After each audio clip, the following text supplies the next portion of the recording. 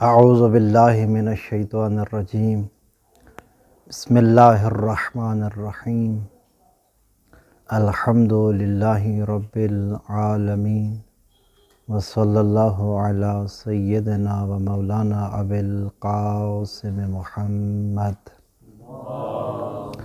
صلی اللہ علیہ محمد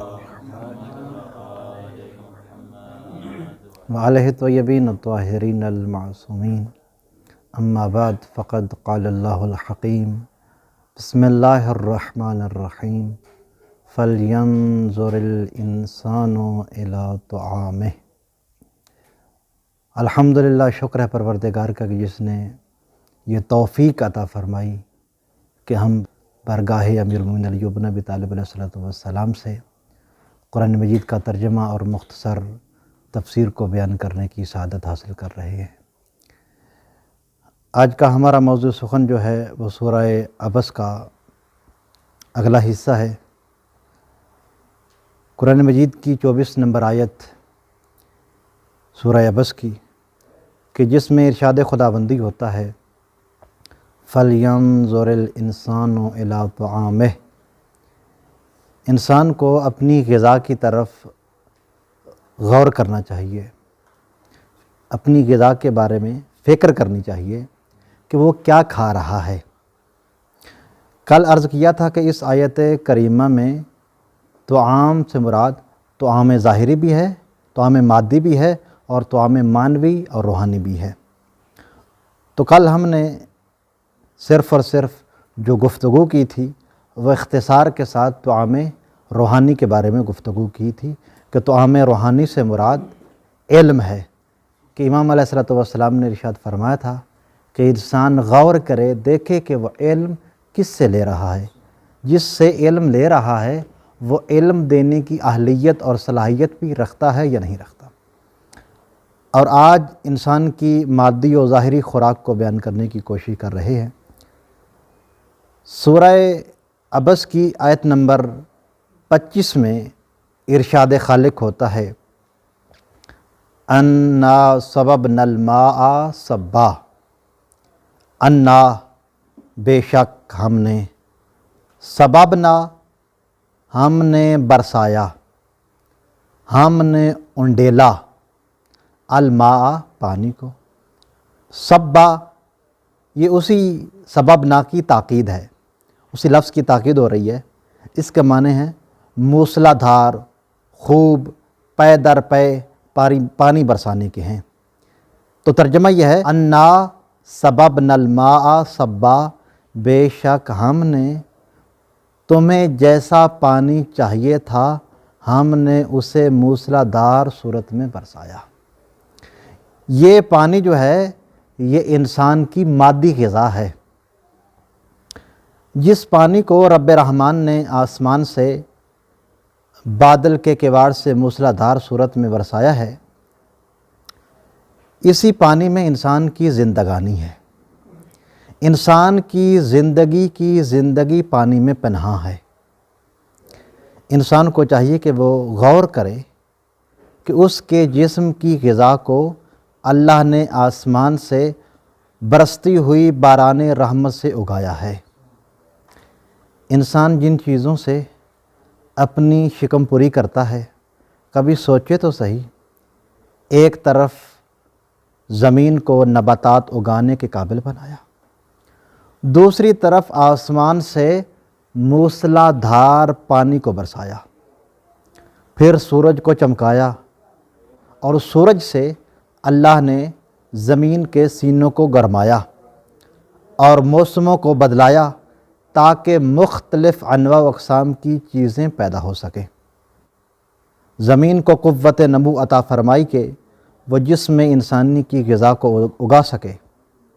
ساری کائنات مل کر خاموشی سے انسان کی غذا تیار کر رہی ہے، اس کے باوجود نہ کبھی اس انسان نے اپنے منعم حقیقی کے بارے میں غور کیا ہے، نہ فکر کی ہے، اور نہ ہی کبھی اس رحمان کا شکریہ ادا کیا ہے۔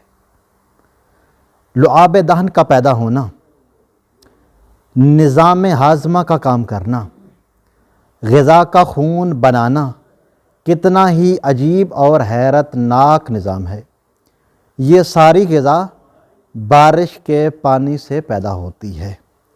اگر فرض کیجئے اگر پانی نہ ہو، سمندر خشک ہو جائیں، آسمان سے باران رحمت کا نزول نہ ہو تو انسان پر عرصہ حیات تنگ ہو جائے گا، انسان مر جائے گا، اس لیے کہ یہ پانی جس کو اللہ تعالیٰ کی ذات نے موسلا دھار بارش سے برسایا ہے، اسی پانی میں انسان کی حیات کا سرمایہ موجود ہے۔ انسان کی غذا کی گفتگو فرماتے ہوئے مالک ارض و سما نے آیت نمبر 26 میں ارشاد فرمایا، ثم شققنا الارض شقا، ثم پھر شققنا ہم نے چیرا، شگاف پیدا کیا، الارض زمین میں، شققنا کی تاکید لفظی ہے، اسی کے معنی میں ہے، تو ترجمہ یوں بنتا ہے کہ پھر ہم نے زمین کو چیر پھاڑ کر شگافتہ کیا، پھر ہم نے کیا احسان کیا۔ آیت نمبر 27 میں ارشاد رب کریم ہوتا ہے، فَأَنبَتْنَا فِيهَا حَبًّا، فَأَنبَتْنَا ہم نے اگائے، فیہا زمین میں، حبًّا دانے، غلہ بیج، پھر ہم نے اس زمین میں اناج کے دانے اگائے۔ رحمان مطلق نے زمین کے جگر سے اور کس چیز کو پیدا کیا؟ ایک تو اللہ تعالیٰ کی ذات نے اس زمین پر پانی کو برسایا، اور پھر زمین کا سینہ چاک کر کے اس میں سے اللہ نے اناجوں کو اگایا، پھر اس رحمان پروردگار نے اس زمین سے کیا کیا چیزیں پیدا کر دیں۔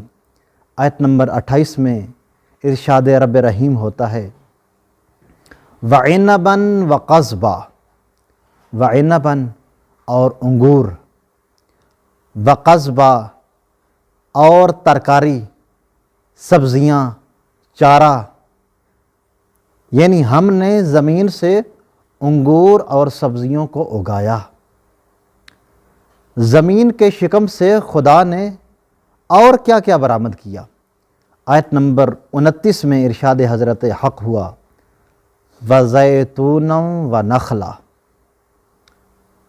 وَزَيْتُونًا سے مراد وہی زیتون جو ہم استعمال کرتے ہیں، جس زیتون کو کھایا جاتا ہے، جس زیتون کا تیل نکالا جاتا ہے، وَنَخْلًا کھجور، وَزَيْتُونًا وَنَخْلًا ہم نے زمین سے زیتون اور کھجوریں پیدا کی۔ اس زمین سے پیدا ہونے والی نعمات الہیہ اور کیا ہیں؟ پھر آیت نمبر 30 میں ارشاد ربانی ہوتا ہے، وَحَدَائِقَ غُلْبًا، حدیقہ کی جمع ہے، اس کا معنی ہے باغات، باغیچے، غلبہ کا معنی ہے گھنے گھنے گنجان، اور گھنے گھنے سرسبز و شاداب باغ ہم نے پیدا کیے زمین سے۔ پھر آیت نمبر 31 میں ارشاد حضرت الہی ہوتا ہے، وَفَاكِهَةً وَأَبًّا، فاکہہ پھل، میوے، ابا چارہ گھاس، وَفَاكِهَةً وَأَبًّا اور ہم نے میوہ جات اور چراگاہیں پیدا کی۔ یہ سب کی سب فراوان نعمات الہیہ کن کے لیے ہیں؟ یہ جو اللہ تعالیٰ کی ذات نے پانی برسایا، زمین سے اناجوں کو اگایا، انگوروں کو اگایا، میوہ جات کو اگایا، انسان کے لیے سبزیوں کو اگایا، زیتون اور کھجوروں کو اگایا، یہ سب نعمات الہی جو ہیں یہ کن کے لیے ہیں؟ آیت نمبر 32 میں ارشاد خالق نعمات ہوتا ہے متاعا لکم ولانعامکم، متاعاً سامان زندگی، لکم تمہارے لیے، انعام چوپائے جانور مویشی، متاعا لکم ولانعامکم یہ سب کچھ تمہارے اور تمہارے مویشیوں کے لیے سامان زندگی ہم نے زمین سے پیدا کیا ہے۔ اب انسان کا حق بنتا ہے کہ وہ اشیاء خورد و نوش کو کھائے پیے، ساتھ ساتھ منعم نعمات کی سپاس گزاری کا فریضہ بھی انجام دے۔ جس رحمان نے اتنی نعمات عطا فرمائی ہیں، حق بنتا ہے کہ انسان اس اپنے منعم حقیقی کا شکریہ ادا کرے۔ انسان کی غذا اور اس غذا کی پیدائش کے مرکز و محور کو بیان کرنے کے بعد رب قدوس نے تذکرہ قیامت کرتے ہوئے آیت نمبر 33 میں ارشاد فرمایا فَإِذَا جَاءَتِ الصَّاخَّةُ، فَإِذَا جَاءَت جب آئے گی، الصَّاخَّةُ اس کا معنی ہے چنگھاڑنے والی، کان کے پردے پھاڑنے والی، بہرا کر دینے والی۔ فَإِذَا جَاءَتِ الصَّاخَّةُ جب کانوں کے پردے پھاڑ کر بہرا کر دینے والی آواز مصیبت باصورت قیامت آئے گی۔ جب قیامت آئے گی تو اس دن کیا ہوگا؟ انسان کی حالت کو رب کریم نے آیت نمبر 34 میں بیان فرمایا ہے یوم یفر المرء من اخیہ، یوم اس دن یفر دور بھاگے گا المرء آدمی انسان، کس سے؟ من اخیہ اپنے ہی بھائی سے۔ روز محشر انسان اپنے ہی بھائی سے دور بھاگے گا، اور کس کس سے دور بھاگے گا؟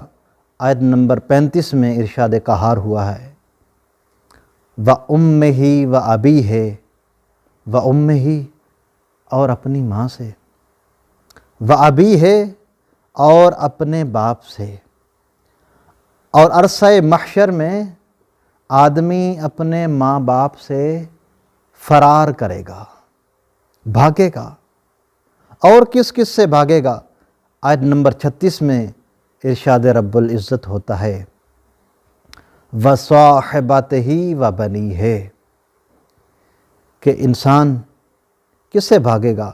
وَصَاحِبَتِهِ اور اپنی شریک حیات سے، اپنی زوجہ سے، وَبَنِيهِ اور اپنے بیٹوں سے۔ وَصَاحِبَتِهِ وَبَنِيهِ اور روز محشر، روز قیامت انسان اپنی شریک حیات اور اپنے بیٹوں سے دور بھاگتا ہوا دکھائی دے گا۔ صحن محشر میں اس بیچارے انسان کی کیا کیفیت و حالت ہوگی؟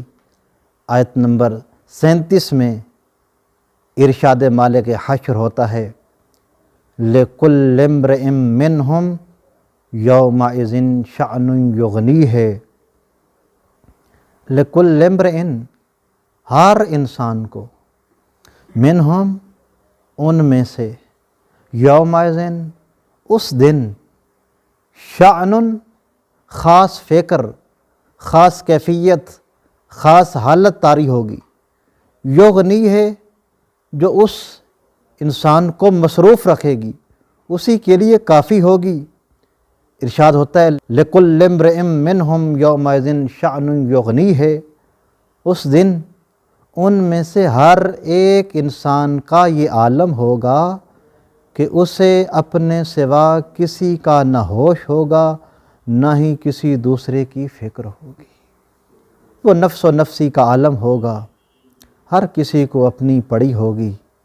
انسان اپنے رشتوں کو بھول جائے گا، مفسر قرآن علامہ علی نقی نقن قبلہ تفسیر فصل الخطاب میں تحریر فرماتے ہیں کہ اس دن بھاگنے کا یہ معنی ہوگا کہ کوئی کسی کے کام نہ آ سکے گا۔ یہ جو انسان بھاگ رہا ہے، اس کے بھاگنے کا مطلب یہ ہے کہ کوئی بھی انسان کسی دوسرے کے کام نہیں آئے گا۔ اور یہ بھی معنی ہوگا کہیں یہ سب میرے خلاف صدائے استغاثہ نہ بلند کر دیں کہ میں نے ان پر مظالم کیے ہیں، یا یہ کہیں کہ میرے خلاف غلط اعمال جو میں نے کیے ہیں ان پر یہ گواہی نہ دے دیں۔ انسان کے بھاگنے کی کیا وجہ ہے؟ انسان کیوں بھاگے گا؟ اپنے بھائی سے بھاگے گا، اپنی زوجہ سے بھاگے گا، اپنے بیٹوں سے، اپنے ماں باپ سے بھاگے گا۔ اس کی وجہ یہ ہوگی کہ میں نے جو ان کے حقوق ضائع کیے ہیں، کہیں یہ میرے خلاف گواہی نہ دے دے۔ اور صاحب خلاصۃ التفاسیر نے تحریر کرتے ہیں کہ انسان قیامت کے دن اپنے رشتہ داروں اور اولاد کو بھول نہیں جائے گا، بلکہ ان سے دور بھاگے گا، کیونکہ قیامت کے دن کی ہولناکیاں اس قدر شدید ہوں گی کہ انسان اپنے تمام دنیاوی تعلقات سے بیگانہ ہو جائے گا۔ مال، اولاد جن سے بے حد محبت کرتا تھا، ان سب سے لا تعلق ہو بیٹھے گا۔ حقوق کی عدم ادائیگی کے سبب انسان اپنے رشتوں سے بھاگے گا۔ اور دعا ہے کہ محمد و اہل بیت محمد کا خالق ہمیں قرآن مجید کو پڑھنے اور اس پر عمل پیرا ہونے کی توفیق مرحمت فرمائے۔ وآخر دعوانا ان الحمد للہ رب العالمین۔ اللہم صلی علی محمد و آل محمد۔